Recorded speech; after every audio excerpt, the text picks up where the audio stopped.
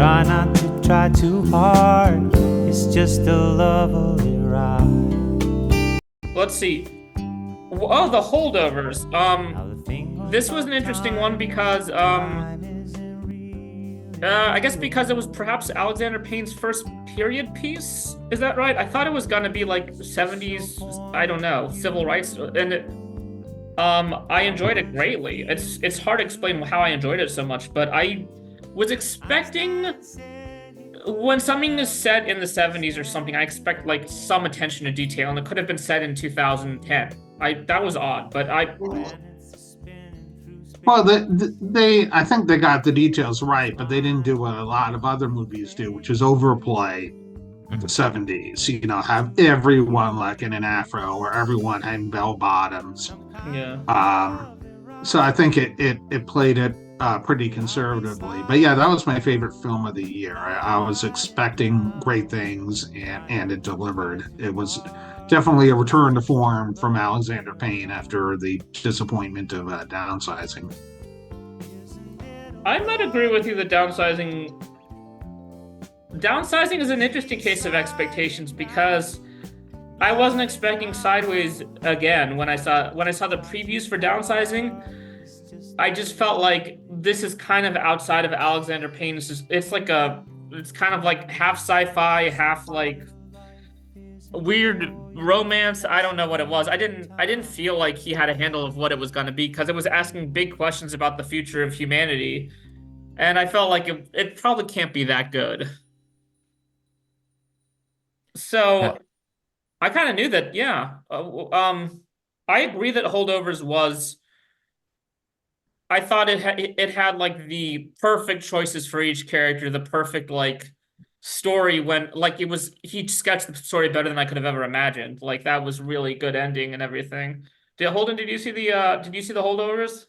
Yeah, I love The Holdovers. I think that's Alexander Payne's best film since Election, which is maybe the only other movie of his that I'm like crazy about. Although I like About Schmidt and I like Sideways quite a bit. And The Holdovers was just a really warm holiday movie about these very lonely people warming up to one another.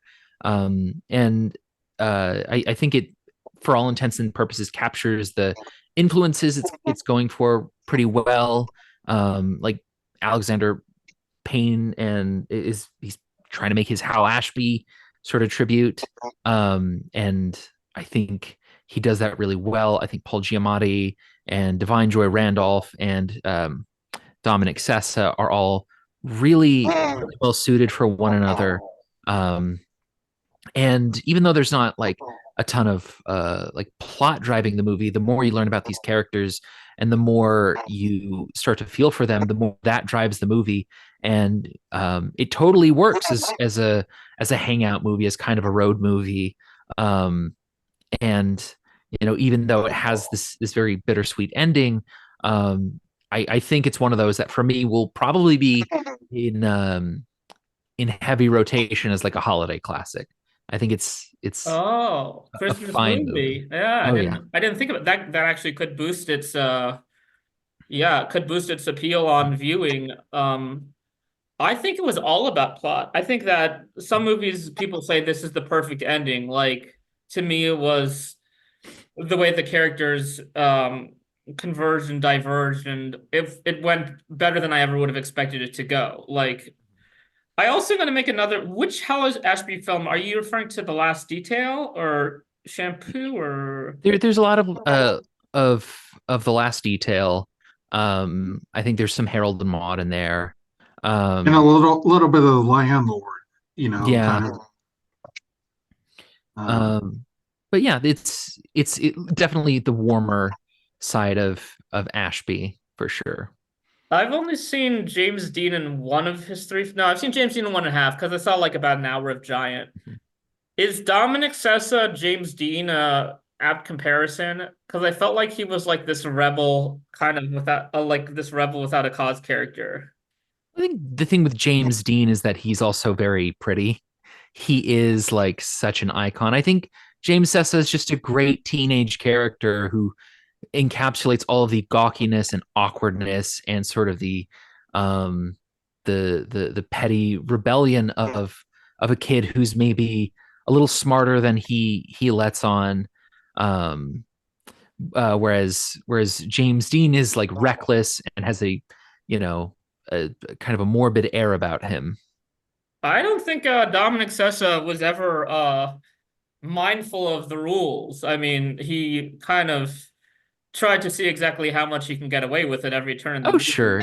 His rebellions are smaller scale, I think. Yeah, I mean, he was pretty and I think also he had a swagger, he had a confidence that like I'm doing the right thing at this moment in time that reminded me of James Dean in Rebel Without a Cause, you know? Asteroid City, I really enjoyed it. It's in my top 5. I know that Adam didn't enjoy it.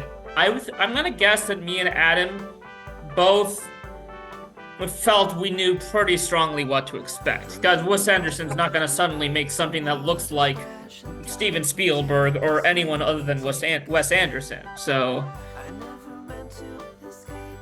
but Adam, why don't you tell me why you didn't enjoy it as much as I did? I think him kind of going back and forth with the main story and then the play, the production of a play about that story, and then the related television show. I think I got what he was going for, but it didn't quite work for me. I mean, I guess I would have preferred that it just stuck with the main story, because every time I went to black and white, as much as I liked the actors, I was really left feeling nonplussed. I agree that few directors will make you less excited about actors in their movie than Wes Anderson, because he has like 30 great actors in the movie and they can easily be wasted. The way I saw the movie was that he has a bloated cast, and in the worst case scenario, which is the French Dispatch, the whole cast is wasted. It's a nothing of a movie. In this case, I found that this was really a movie about 5 people. Tom Hanks, Scarlett Johansson, Jason Schwartzman, and their 2 kids. Even though Jason Schwartzman technically has like 4 kids, but only one of them really matters. And they're all dealing with loss in different ways, and everyone else is just window dressing. They're just adding little colors and textures, but the movie has like a core to it. That's like the heart of the movie. Then they do break the 4th wall, but I also feel like that I expect that. Like, I also feel like he gets a little experimental. It's like there's like a feelings of like a French movie to it, I guess. Like it reminded me of that Day for Night movie or something.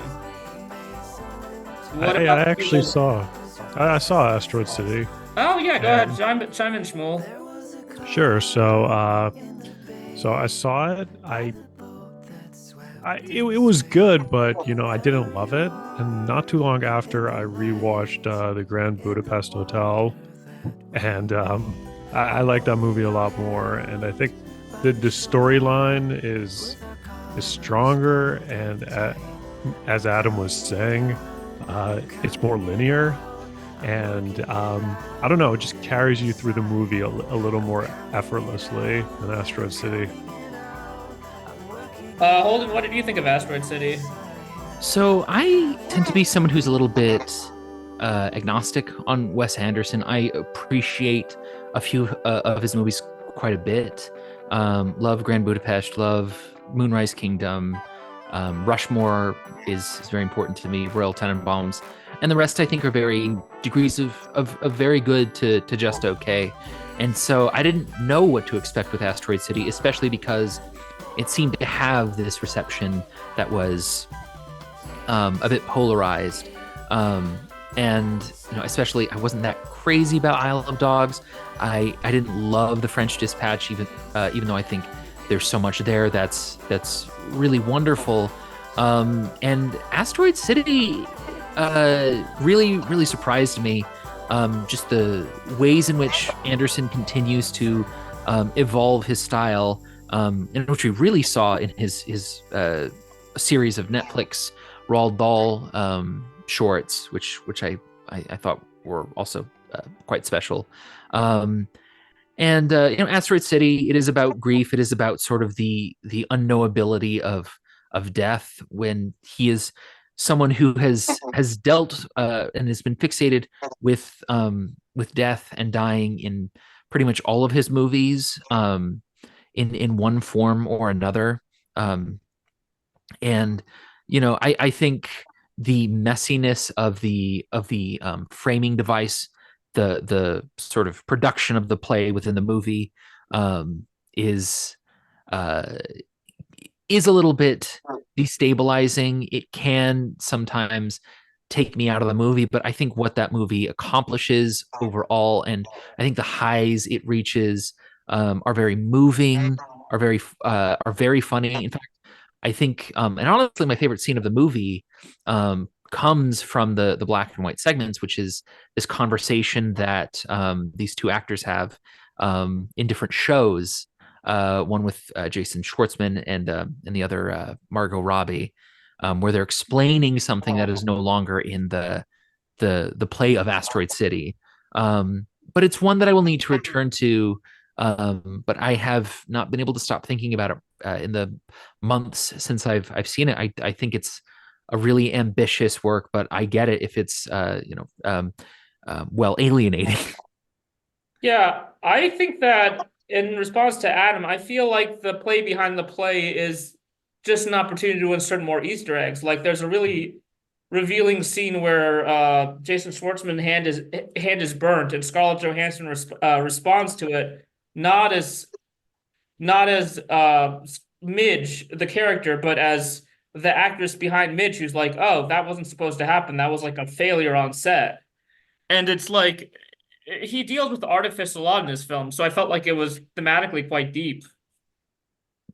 We must have really all enjoyed this conversation because we've been going a lot, and because we only got a few minutes left, maybe we should just go down our top tens. Seems like every year there's like some film that's ambitious, it's made by an auteur, and it just has no traction in the Oscar race.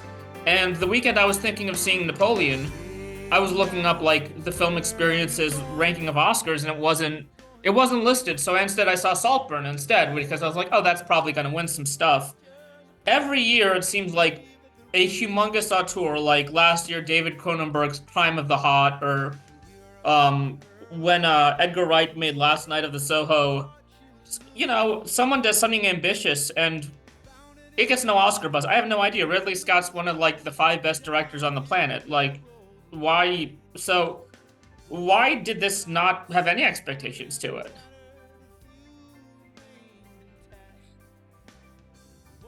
I think there were expectations to it, but I think also it's one of those things where Ridley Scott does have a track record with the Academy where he has been nominated multiple times across his career, and I think the movie is just in this very strange space where there is a large scope in some of the battles, but also kind of plays fast and loose with history and with the relationship between Napoleon and his wife Josephine.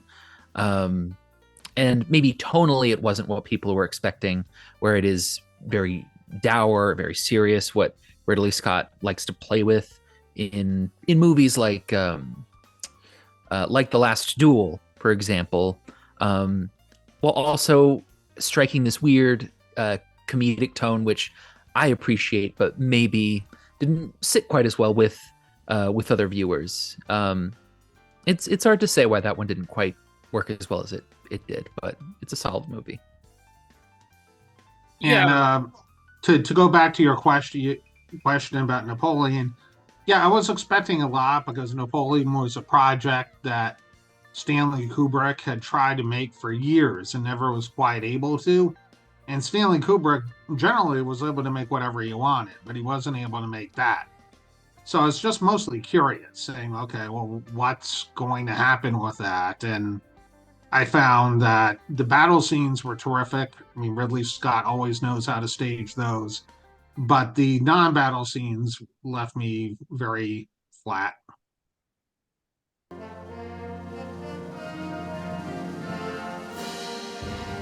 Now's probably a good time to talk about, I would say, like the two big, I would say the two maybe most ambitious films, at least in terms of running time, Oppenheimer versus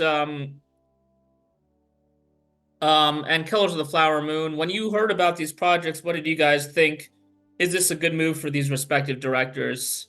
And that's the general question. Like for Ridley Scott is trying to take over Stanley Kubrick's project that didn't work. Was that a good idea? Oh, and also all these have long running times, but yeah.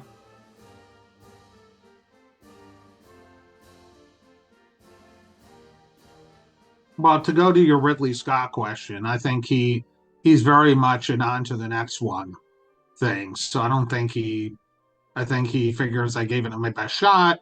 Some people liked it, some people different, some people didn't. What am I doing next? And to answer your question, I was eagerly anticipating Killers of the Flower Moon because it's Scorsese and it's a story that really hasn't been told. We haven't seen much on feature films anyway. And then with Oppenheimer, I was a little bit more curious because, because it was Christopher Nolan. It was kind of a different film for him, even though he'd done Dunkirk, and it was are people going to show up for a historical epic? And it turns out that they did. So I could chime in here. I did not see Oppenheimer, but I was gearing up to see it. My expectations were ridiculously high, being a pretty big Nolan fan. And I wanted to see it. There's an IMAX in Fort Lauderdale that's one of the biggest ones in the country that was showing it in 70 millimeter IMAX film, and I was just waiting to see it, but it just kept being sold out every show for weeks on end.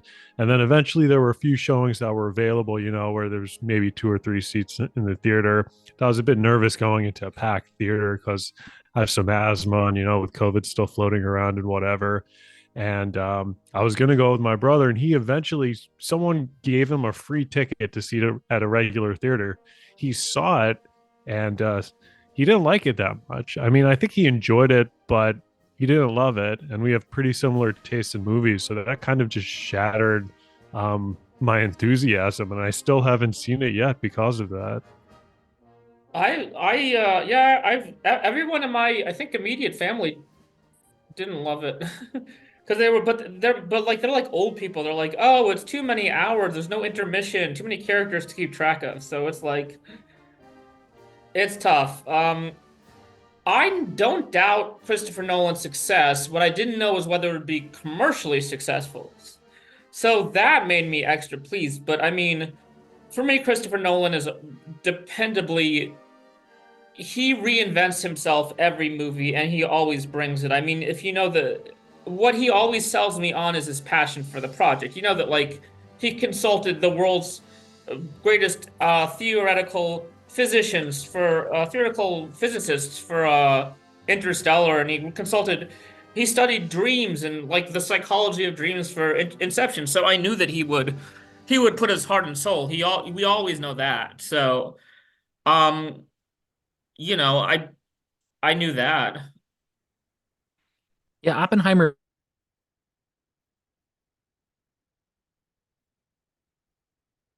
Holden is blanking.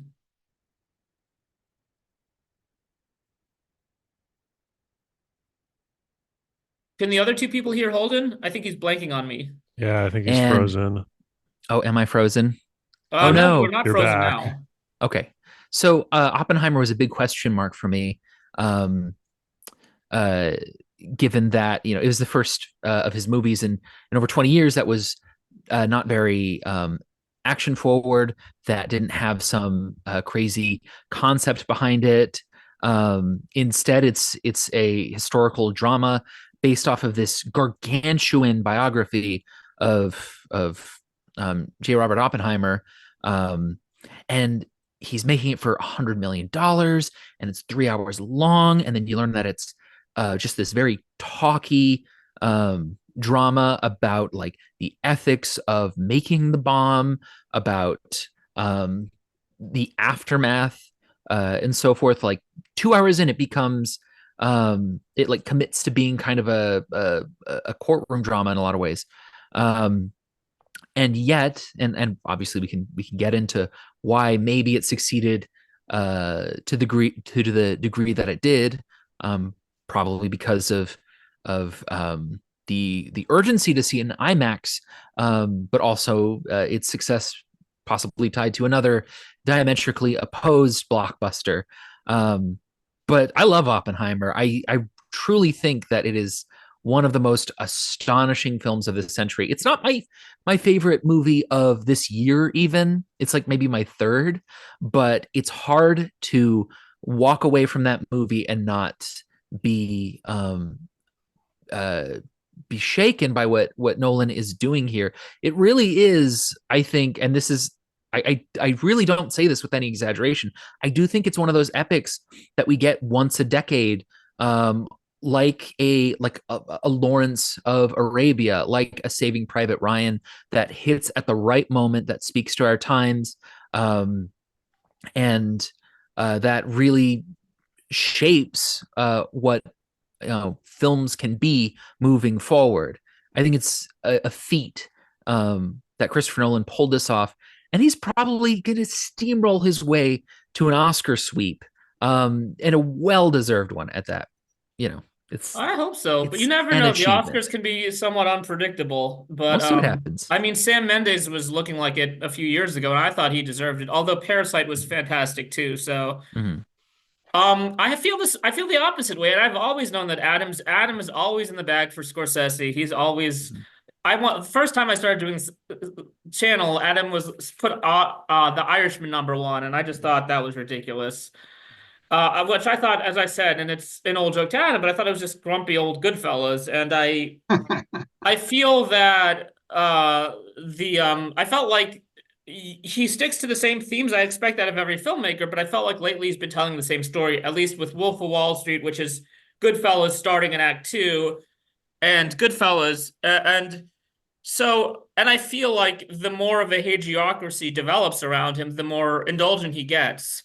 So when I heard it was a 3-hour, 26-minute movie, I was very cautious. But then when you get the killers when you see this is entirely different, it's an entirely different setting. It's so wonderfully intertwined with history. He took his time to really get into the history and make something that's historically accurate, yet a Scorsese movie. That's a very high level of difficulty. So that's definitely in my top 5, as is Oppenheim. I think getting other people to like Oppenheim, Holden, I'm glad you appreciate it. I think a lot of people are like, it's too many characters, it's too confusing. Well, and my mom actually knew one of the real life figures from the movie, and she was like, it's too confusing for me. I didn't think it was too confusing. And if someone said, should I see Oppenheimer? I'd say, yes, absolutely. It's one of the cinematic achievements, just to see what Nolan accomplished, and the material about the bomb, was spellbinding. That my main problem with it was that it gradually lowered the stakes. So first it's about the bomb, then it's about the ethics of using it, then it's about whether he gets his security clearance. Well, all right, I guess, because that would be a huge blow to him. But then the final part is about whether the Robert Downey Jr. character gets a cabinet position. And frankly, I didn't care. I don't care about this character. He means nothing to me. And why should it, the fact that he doesn't, spoiler, I guess, he doesn't get the cabinet position brings me no joy at all, so I thought they could have cut that whole part out. Well, one of the things I'm looking forward to is Robert Downey Jr. has always been one of my favorite actors. So to see him get an Oscar, I've loved him since the days of, what was that? Kiss Kiss Bang Bang? Was that his? I don't remember. Wonder Boys, all that. So, I mean, yeah, it was Oscar bait, but I'll take it.